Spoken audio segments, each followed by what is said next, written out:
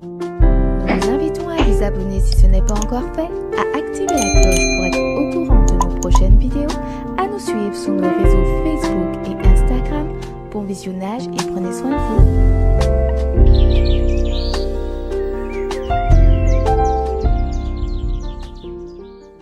Bonsoir à tous. Bienvenue sur le site en ce soir. J'espère que vous avez passé une très bonne journée sous le regard de Dieu, ce qui est normal parce que nous faisons partie de ceux qui sont victorieux, car nous savons que Christ a été vainqueur en toutes choses et il nous permettra d'être vainqueurs jusqu'à la fin. Pour commencer ce moment de partage avec le pasteur, nous allons nous incliner pour pouvoir faire appel à la présence de Dieu. Notre Père, notre Dieu, nous te louons, nous te bénissons, nous exaltons pour la vie que tu nous as accordée, pour la journée que tu nous as permis de passer et permet que jour après jour, que nous puissions jour après jour nous rapprocher plus près de toi afin de pouvoir nous nourrir et d'être fortifiés par ta parole et par ton esprit, amener les transformations que nous devons avoir et pour tout cela au nom de ton Fils Jésus-Christ et pour ta seule gloire. Amen. Quel grand secours d'avoir ce Sauveur avec nous, de l'avoir près de nous, qui nous défend, qui combat pour nous. Ensemble, chantons les paroles du numéro 383 de notre hymne et louange. Quel grand secours d'être toujours protégé par Dieu même.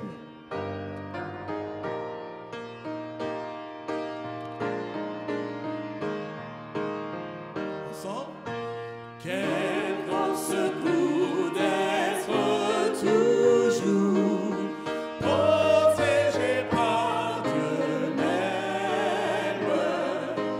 Ne craignons rien, il fait tout bien, il nous garde et nous aime. Ne craignons rien, il fait tout bien, il nous garde et nous aime. Deuxième. Il dit je veux vous rendre heureux, laissez-moi tout conduire.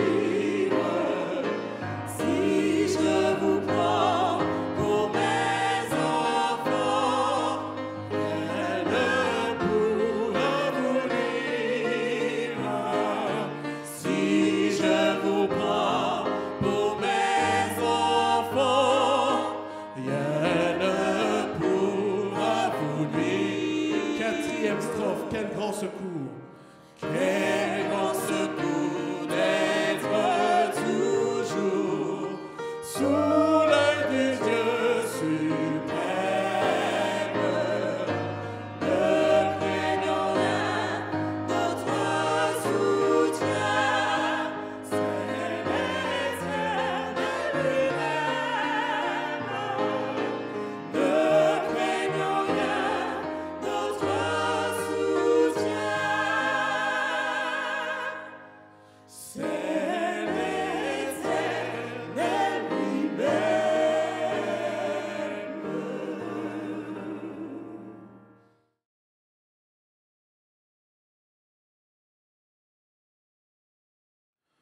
Bonsoir à tous. C'est un plaisir pour moi de vous retrouver, que vous soyez sur place ou au-delà des frontières de notre île. Là où vous êtes, derrière votre écran, nous sommes contents de partager ensemble autour de la parole de Dieu. Je voudrais remercier le Seigneur pour le privilège qu'il nous donne d'être encore en vie et d'avoir l'opportunité de prier, de recevoir ses instructions et d'avancer avec lui dans notre pèlerinage terrestre. Ce soir, je vous invite à considérer avec moi un psaume. Ceux qui aiment la Bible ont certainement eu l'occasion déjà de naviguer dans le psautier, dans cette collection de psaumes, et notamment de considérer des psaumes de David. Et ce soir, nous allons considérer un psaume de David. C'est vrai que nous le connaissons comme ce jeune berger qui, poète comme il l'était, s'asseyait et écrivait des psaumes, des cantiques, et on connaît bien celui qu'il a écrit, où il dit « L'Éternel est mon berger, je ne manquerai de rien ». Et pourtant, le psaume que je vous invite à considérer avec moi ce soir est bien différent de celui-là. Le psaume qu'il a écrit a parfois de quoi surprendre. Et je vous invite d'ailleurs à prendre vos Bibles, et nous allons lire ce psaume avant de prier et d'entrer dans la réflexion de ce soir. Psaume 13. Je voudrais qu'on le lise d'abord, avant de prier pour que Dieu nous éclaire et que nous puissions tirer des enseignements de ce passage. Psaume 13 dit ceci, psaume de David. « Jusqu'à quand, Éternel, m'oublieras-tu sans cesse? Jusqu'à quand me cacheras-tu ta face? Jusqu'à quand aurai-je des soucis dans mon âme et chaque jour des chagrins dans mon cœur? Jusqu'à quand mon ennemi s'élèvera-t-il contre moi? Regarde, réponds-moi, Éternel mon Dieu. Donne à mes yeux la clarté, afin que je ne m'endorme pas du sommeil de la mort, afin que mon ennemi ne dise pas « je l'ai vaincu ». Et que mes adversaires ne se réjouissent pas si je chancelle. Moi, j'ai confiance en ta bonté. J'ai de l'allégresse dans le cœur à cause de ton salut. Je chante à l'Éternel, car il m'a fait du bien. Je vous invite à incliner la tête avec moi. Nous allons prier notre Père qui est dans les cieux. Notre Père, notre Dieu, ce soir, dans le cadre de cette rencontre de prière, nous voulons ouvrir nos cœurs et nos esprits afin que tu nous parles et qu'à travers les Écritures, nous recevions les instructions de ta part et surtout que nous apprenions à marcher dans tes voies, que nous puissions grandir dans notre cheminement avec toi et que ta bénédiction repose sur nous tous. Nous te le demandons dans le nom de Jésus. Amen. Le psaume 13, disais-je tout à l'heure, a de quoi nous surprendre. Le psaume commence par une question.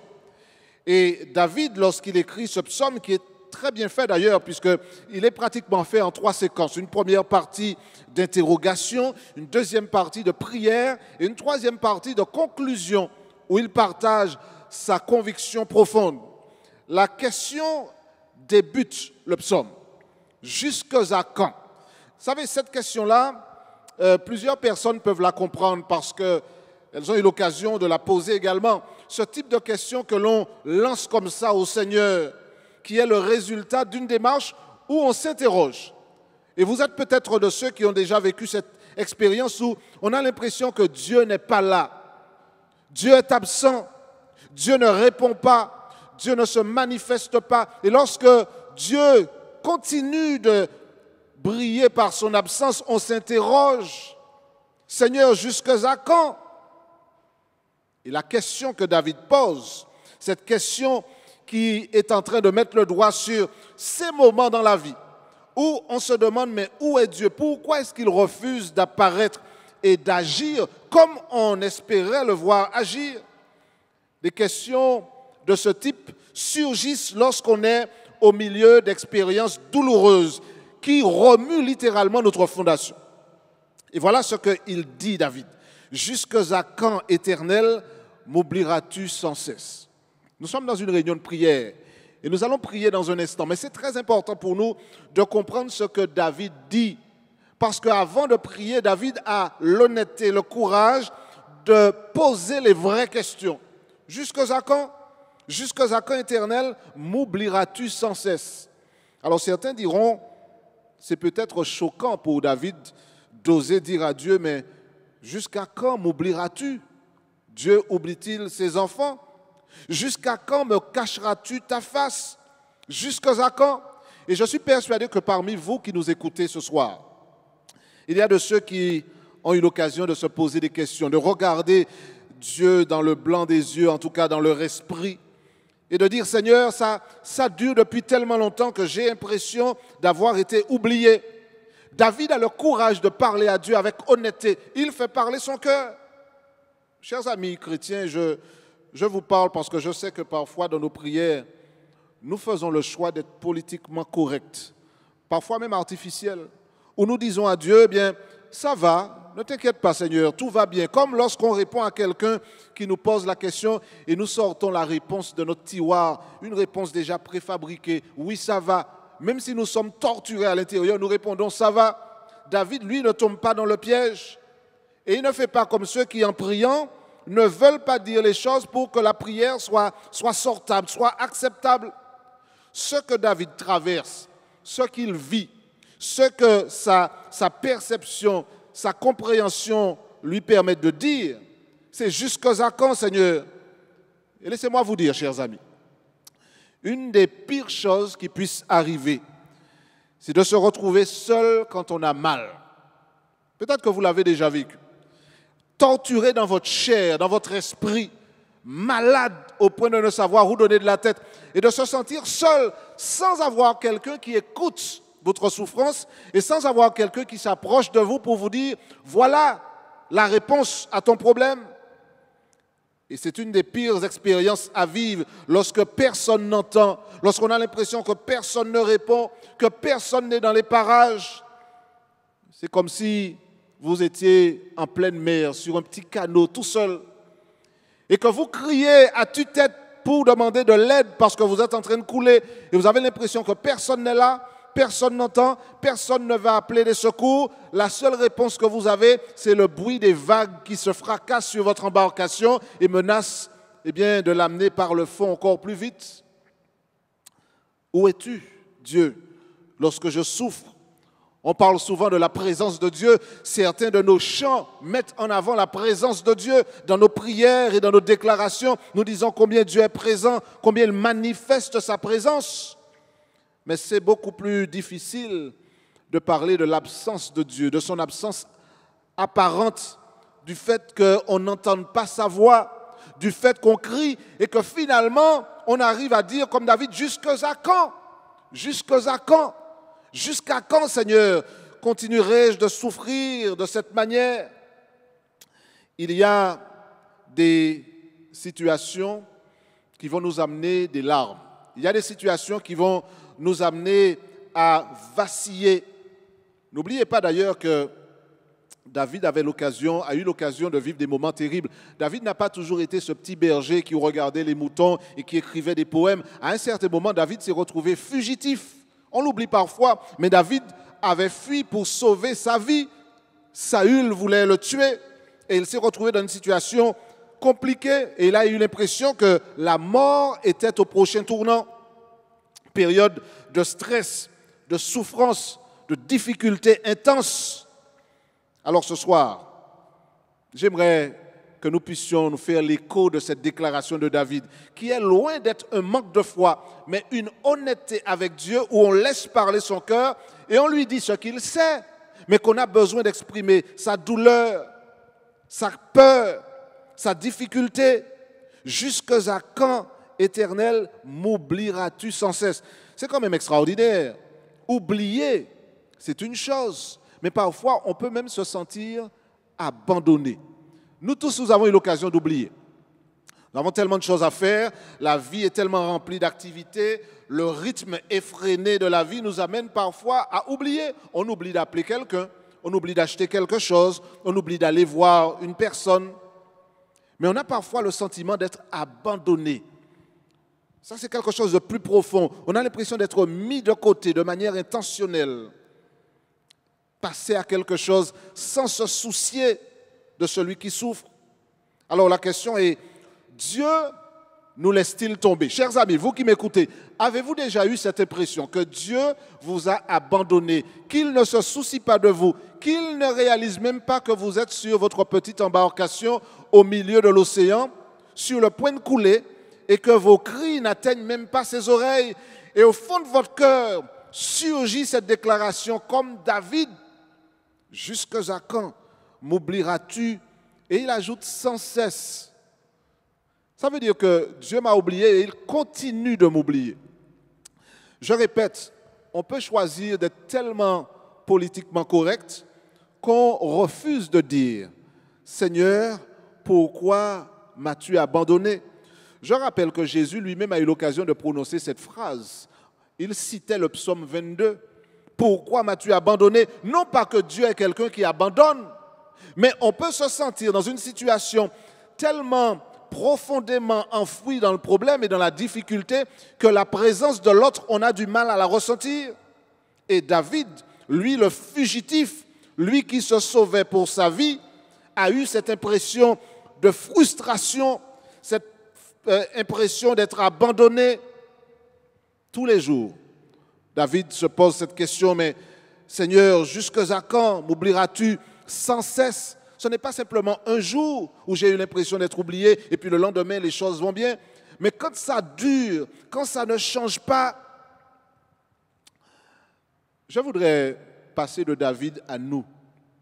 Je reviendrai à David dans un instant, mais je voudrais parler de nous parce que je suis convaincu que parmi nous, il y a de ceux qui, peut-être même au moment où nous parlons, vivent cette expérience de grande frustration, de sentiment de grande absence, de ceux qui se disent, mais tous les jours, je me réveille et le même problème est devant mes yeux. Hier, j'avais des voisins invivables qui me persécutaient. Aujourd'hui, je me réveille et ils sont encore là. Je crie à Dieu, mais ce que je me sens obligé d'ajouter, c'est « Jusqu'à quand m'oublieras-tu sans cesse ?» Parce que je continue de voir ceux autour de moi qui me veulent du mal. Je continue tous les jours d'aller au travail et de faire face à un patron qui me harcèle. Je me réveille chaque jour et le problème de santé qui m'avait amené à verser des larmes tant il était grave, il est encore là. Je me réveille le matin et le conjoint qui est à mes côtés et qui est une source de difficulté et de stress, il est encore là et il continue ses mêmes agissements. Alors on peut continuer de faire semblant et de dire « Tout va bien Seigneur, la vie est belle », même s'il y a une légitimité dans cette déclaration. J'aime bien cette honnêteté de David qui a le courage de dire « Jusqu'à quand, Éternel? Jusqu'à quand m'oublieras-tu sans cesse ?» Mais la bonne nouvelle, c'est que le psaume ne s'arrête pas là. Poursuivons. Il dit « Jusqu'à quand me cacheras-tu ta face ?» Ah, chers amis, la vie est parfois extrêmement compliquée. Et on a l'impression que la face de Dieu, eh bien, ne rayonne plus sur notre chemin. Vous savez que la vie change. Aujourd'hui, on est bien et demain, on est malade. On est en bonne santé aujourd'hui et puis le lendemain, le médecin vous annonce une tragique nouvelle. Votre santé, eh bien, est en train de s'écrouler et vous ne voyez pas la solution à votre problème.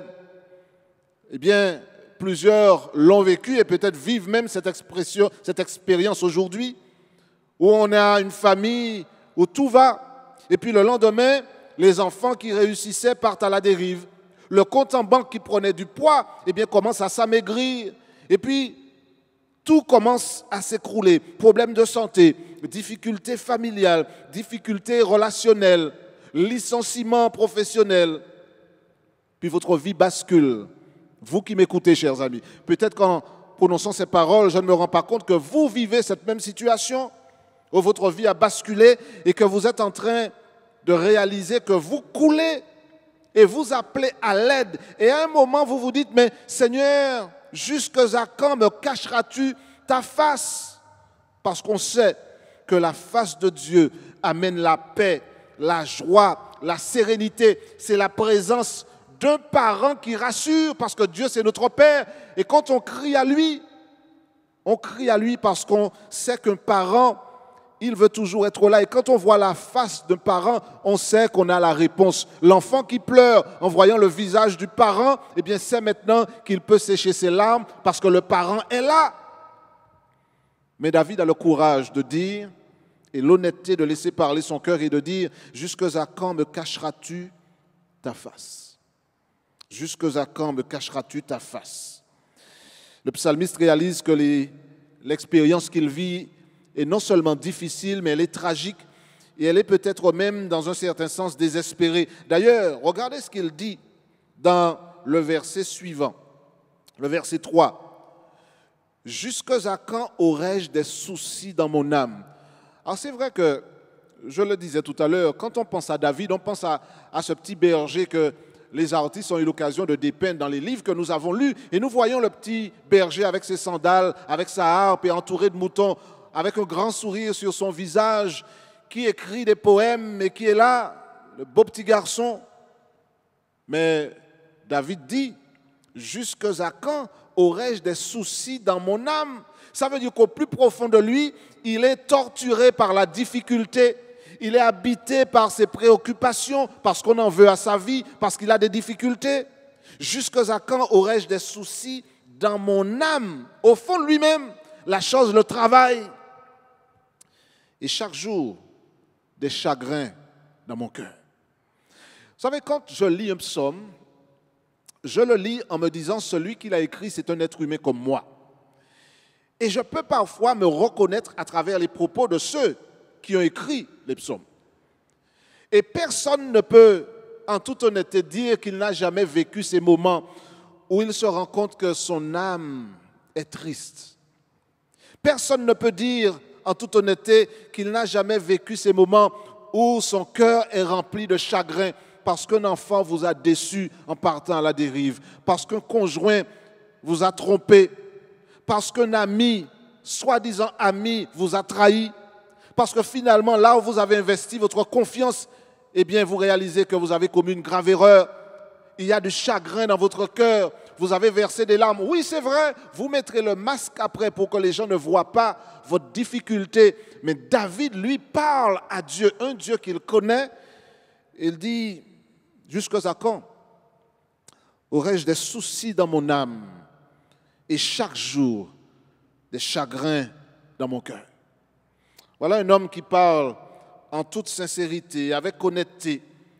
Et il va même plus loin dans sa déclaration. Jusqu'à quand mon ennemi s'élèvera-t-il contre moi? Vous savez, une des questions terribles qu'il a posées, c'est pourquoi est-ce que toutes ces choses se déroulent et que Dieu n'intervient pas? Cette question nous intéresse tous. Elle m'intéresse moi. Et c'est une réalité que nous confrontons. Ce sujet est quelque chose que nous ne pouvons pas passer sous silence. Je suis d'ailleurs en train d'écrire un livre sur cette question parce que je réalise que c'est une question qui travaille l'esprit des uns et des autres. Pourquoi est-ce que Dieu n'intervient pas? Où est-ce qu'il est quand je souffre? Pourquoi il ne se manifeste pas? Et on arrive même au point où on dit, Seigneur, si tu n'interviens pas maintenant, eh bien c'est terminé, je vais mourir. Cette question-là, elle n'est pas la dernière question que nous devrions se poser. Suivez avec moi le reste du discours de David et vous comprendrez pourquoi ce psaume-là a toute sa place dans le psautier, dans la collection de psaumes. Vous comprendrez pourquoi c'est un psaume que nous devrions avoir aucun problème à dire et qu'il n'est pas l'expression de manque de foi, mais qu'il est l'expression d'une relation avec un Dieu qu'on connaît et à qui on peut tout dire. Regardez ce que David dit après. Après avoir exprimé son questionnement, sa douleur, dit et mis devant Dieu sa souffrance, eh bien voilà ce qu'il dit après. Et là, il entre dans une phase de prière. Suivez bien la progression du psaume. Je dis à Dieu ce qui va mal. Je suis honnête avec lui et je lui dis, Seigneur, voilà, là, j'ai mal. Je ne comprends pas pourquoi mon ennemi est toujours là, en train de me chercher des difficultés. Pourquoi est-ce que le chagrin remplit mon cœur? Pourquoi, Seigneur, est-ce que je ne vois pas ta face? Après avoir dit cela, David fait ce que vous et moi, nous devrions faire. Il va entrer dans une démarche de prière. Il va entrer dans une démarche de prière parce que, quelque part, même lorsque on dit « Seigneur, tu m'as abandonné », c'est déjà une manière de dire qu'on croit dans le Seigneur. Parce qu'il faut avoir quelqu'un qui vous abandonne pour dire « je suis abandonné ». S'il n'y a personne, vous ne pouvez pas être abandonné par personne. Donc lorsqu'il dit qu'il se sent abandonné ou bien qu'on a été oublié, c'est qu'il y a quelqu'un qui l'a oublié. Donc il est conscient de l'existence de cette personne pour laquelle il pense qu'il y a eu un oubli, que cette personne ne lui tourne pas sa face, ne tourne pas sa face vers lui en réalité. Regardez la suite et vous comprendrez.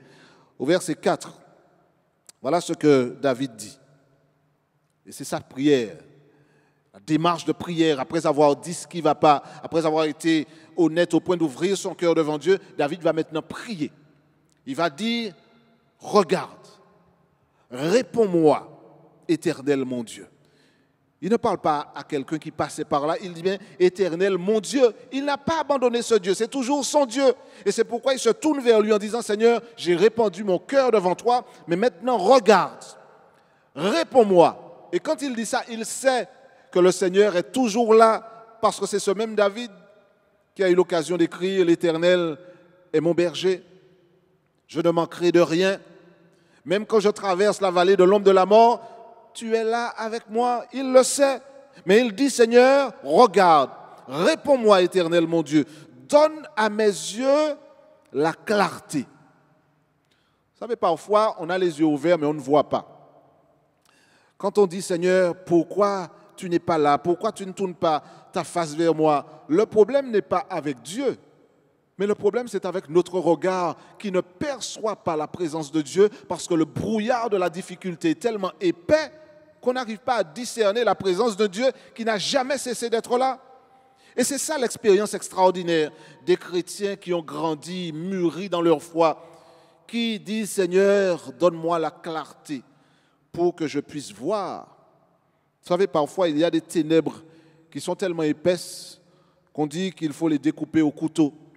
Il y a du brouillard qui est tellement épais qu'on ne voit pas à 50 cm.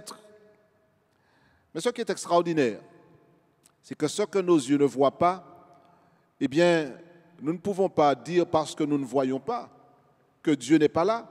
Nous ne pouvons pas simplement tirer une conclusion à partir du fait que notre regard ne discerne pas. Vous savez, parfois, quand on est en avion et qu'on va atterrir, je me pose parfois la question, comment est-ce que les pilotes font pour atterrir? Parce qu'on est dans les nuages et ils ne voient rien du tout. Mais le fait qu'ils ne voient pas ne signifie pas que la piste n'est pas là.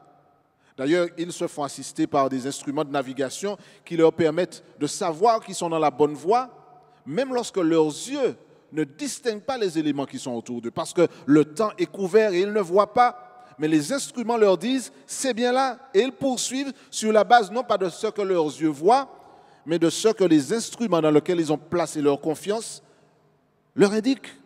Et c'est la même démarche que le chrétien mûr doit avoir. Mes yeux ne voient pas. Mais Seigneur, donne-moi ton GPS, donne-moi ton instrument de navigation, donne-moi la clarté. Ouvre mes yeux pour que je puisse voir ce que humainement je ne peux discerner. Et David dit donc, donne à mes yeux la clarté, afin que je ne m'endorme pas dans le sommeil de la mort. Vous voyez jusqu'où c'est grave? Seigneur, c'est tellement grave que si tu n'interviens pas, je mourrai. Je serai vraiment dans une grande difficulté. Mais David, lorsqu'il dit cela, il le dit parce qu'il lance cet appel à Dieu. Il est en train de prier. Réponds-moi, Seigneur. Donne à mes yeux la clarté afin que je ne m'endorme pas du sommeil de la mort. Et parfois, certains d'entre nous peuvent le dire également. La difficulté que nous confrontons est tellement sérieuse, tellement intense, qu'elle peut même conduire à la mort. Parce que peut-être les circonstances finiront par nous détruire. Ou peut-être que nous serons consumés de l'intérieur, tant le stress, tant la souffrance aura été profonde. Mais David dit, afin que je ne m'endorme pas du sommeil de la mort. Et au verset 5, il dit, afin que mon ennemi ne dise pas, je l'ai vaincu. Seigneur, interviens pour que ton nom soit glorifié, pour que ceux qui me veulent du mal ne disent pas, ah voilà, il n'a pas de Dieu, son Dieu est en vacances, son Dieu n'est pas là. Interviens, Seigneur, pour que mon ennemi ne dise pas, je l'ai vaincu, et que mes adversaires ne se réjouissent pas si je chancelle. On pourrait dire encore beaucoup, mais je voudrais maintenant faire une pause dans cette présentation avant d'arriver à la conclusion. Je voudrais nous inviter à prier, parce que nous tous, nous traversons des difficultés. Nous tous, nous traversons des épreuves difficiles à gérer, difficiles à contourner. Et lorsqu'on a l'impression d'être abandonné par Dieu, même si on ne le dira pas, parce qu'on est trop sophistiqué pour parler de cette manière, lorsqu'on n'aura pas le courage de répandre son cœur, on dira que ça va, mais au fond de soi-même, on sera torturé. Parce que la difficulté est grande, Les ennemis nous environnent. La santé a pris un coup. Notre confiance en Dieu peut même être ébranlée parce que nous ne comprenons pas pourquoi il n'intervient pas. Et on a envie de crier, pourquoi m'as-tu abandonné? Jusqu'à quand mes ennemis s'élèveront-ils contre moi? Nous allons prier pour demander à Dieu de nous donner cette foi éclairée. Cette foi qui nous permet de comprendre que même lorsque les amis diront « son Dieu n'est pas là », la vérité n'est pas déterminée par ce que les autres disent, mais la vérité est déterminée par la parole de Dieu et les promesses qu'il nous a communiquées. D'ailleurs, j'imagine que lorsque Jésus a été placé dans la tombe, certains se sont peut-être réjouis. Certains ont peut-être crié victoire dans le camp du diable en pensant que ce Jésus-là, finalement, eh bien, la mort l'avait englouti. Mais vous savez, comme on le dit souvent, rira bien qui rira le dernier. Il n'est pas question de rire ici, mais la parole, celui qui a le dernier mot, c'est celui justement qui est capable de dire, comme Jésus le dit dans l'Apocalypse, « J'étais mort, mais je suis vivant au siècle des siècles. » Le Seigneur est vivant, la mort a dû le relâcher. Eh bien, de la même manière qu'aujourd'hui nous pouvons traverser des épreuves, nous savons qu'à la fin, la victoire appartient à ceux et à celles qui continuent de faire confiance au Seigneur. Et je veux croire que nous faisons partie de ce groupe, de ceux et de celles qui disent « Seigneur, réponds-moi, donne à mes yeux la clarté afin que ton nom soit glorifié et que ma foi demeure intacte. » Je voudrais vous inviter, là où vous êtes, que vous soyez chez vous, que vous soyez ailleurs en train d'écouter ce message, je voudrais vous inviter maintenant à prendre juste quelques secondes pour dire au Seigneur, « Seigneur, entends ma voix, entends le cri de mon cœur, réponds-moi Seigneur, donne-moi cette conviction intérieure que les difficultés que je traverse ne signifient pas que tu es absent ou que tu ne t'intéresses pas à moi, fortifie ma foi et aide-moi tout en étant honnête avec toi et en laissant parler mon cœur, aide-moi à m'accrocher à la certitude que tu as un plan pour moi et que tes actions vont déboucher en son temps, en leur temps, sur la manifestation de ta gloire. » Je vous invite à prendre quelques secondes pour prier le Seigneur et je ferai également une prière pour ponctuer ce moment avant d'examiner la conclusion de notre psaume. Prions ensemble, si vous le voulez bien.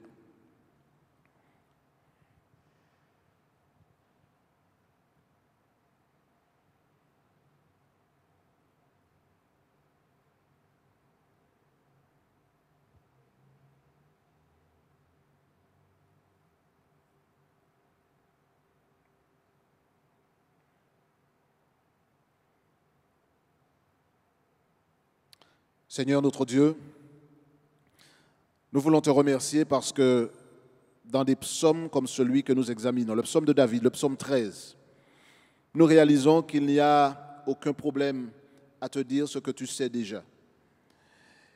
Mais qu'aucun cri de douleur venant de nos cœurs ne doit être l'expression de manque de foi ou d'une conviction que tu nous as abandonnés ou que tu ne t'intéresses pas à nous.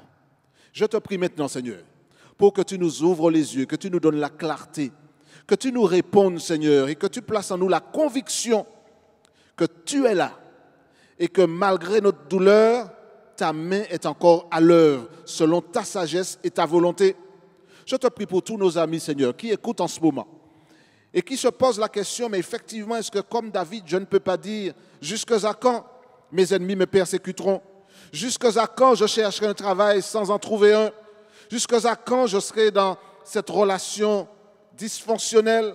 Jusqu'à quand, Seigneur, je serai déçu par mes enfants ou par mes amis qui me trahissent?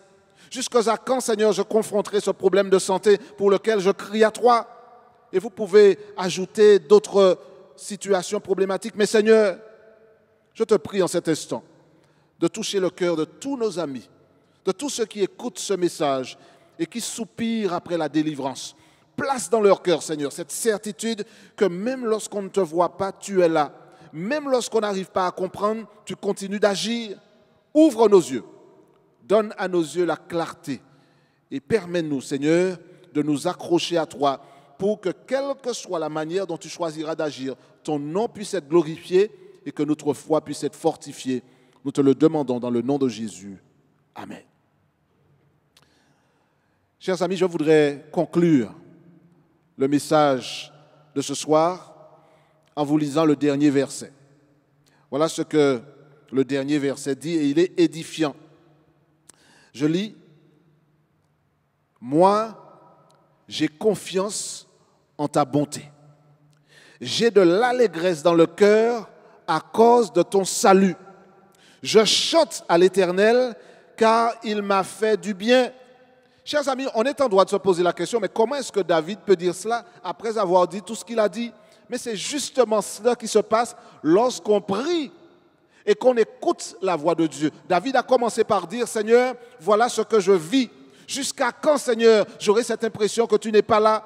Jusqu'à quand j'aurai l'impression que tu as détourné ta face de moi? Jusqu'à quand j'aurai l'impression que tu m'as oublié sans cesse? » Et lorsque David a fini de dire ça, il prie comme nous l'avons vu. Il dit, « Seigneur, regarde, réponds-moi. » Et puis après avoir prié, il arrive à cette conclusion extraordinaire où il dit, « Moi, j'ai confiance en ta bonté. » Ce psaume-là n'est pas un psaume de quelqu'un qui a perdu la foi, mais c'est le psaume de quelqu'un qui a confiance en Dieu. Il le dit d'ailleurs, « Mais moi, j'ai confiance en ta bonté. » Même lorsque mes ennemis me persécutent, même lorsque ma santé m'abandonne, même lorsque mes relations s'effritent, j'ai confiance en ta bonté. J'ai confiance dans ce Dieu-là. Vous savez, la Bible dit, et c'est le prophète Ésaïe, me semble-t-il, qui le dit. Ésaïe a eu l'occasion de prononcer cette phrase extraordinaire, je crois au chapitre 49, versets 15 et 16. « Une femme oublie-t-elle l'enfant qu'elle allait ? N'a-t-elle pas pitié du fruit de ses entrailles? Quand elle l'oublierait, moi, je ne t'oublierai point.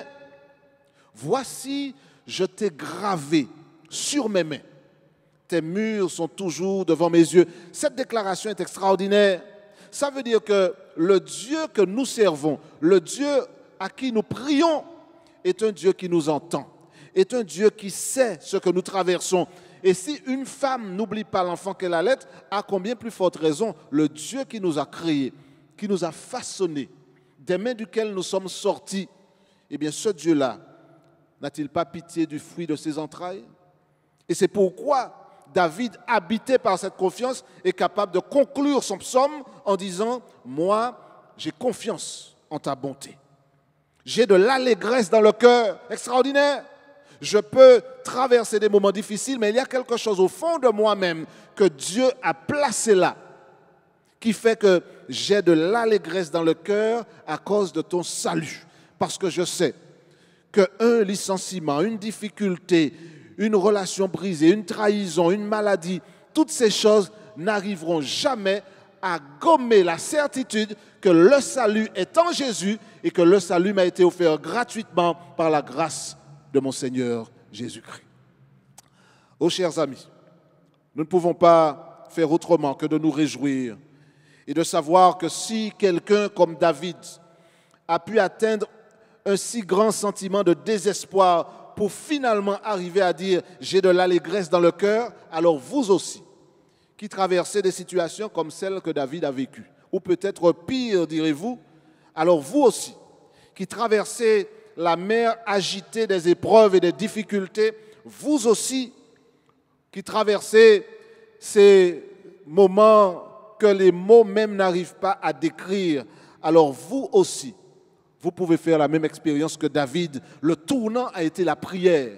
Priez Dieu, accrochez-vous à lui. N'attendez pas forcément une réponse que vous avez écrite, mais sachez que quel que soit ce que vous traversez, le Seigneur est là, il demeure à vos côtés et il placera dans votre cœur quelque chose qui pourra vous permettre de dire, comme David, « Moi, j'ai confiance en ton salut.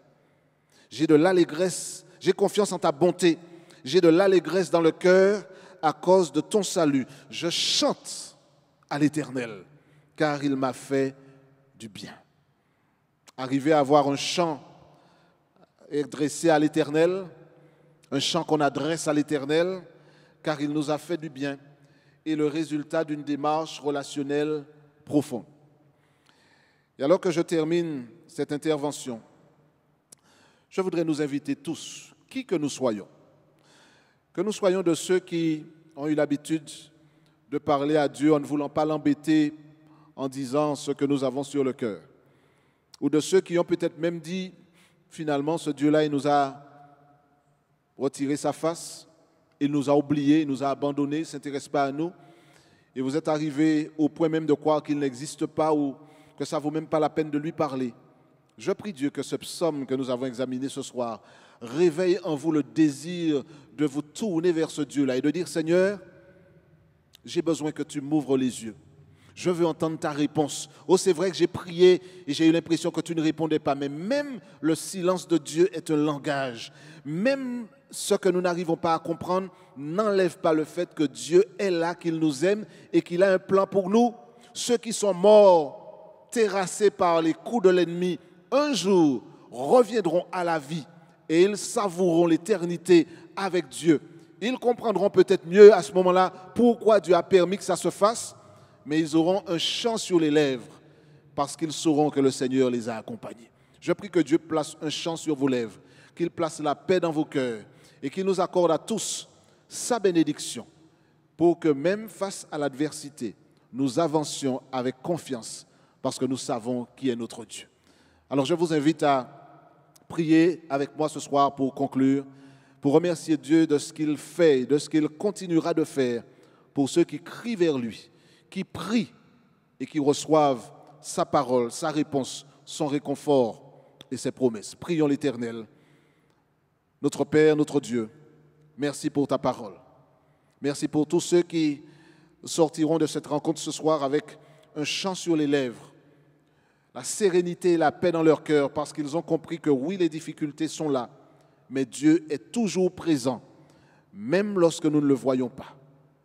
Bénis-nous, Seigneur, et continue de nous parler et accompagne-nous sur notre chemin, dans notre pèlerinage terrestre, et reviens bientôt nous chercher pour nous introduire dans ton royaume de paix et de justice pour l'éternité. Nous te le demandons dans le nom de Jésus et pour ta gloire. Amen.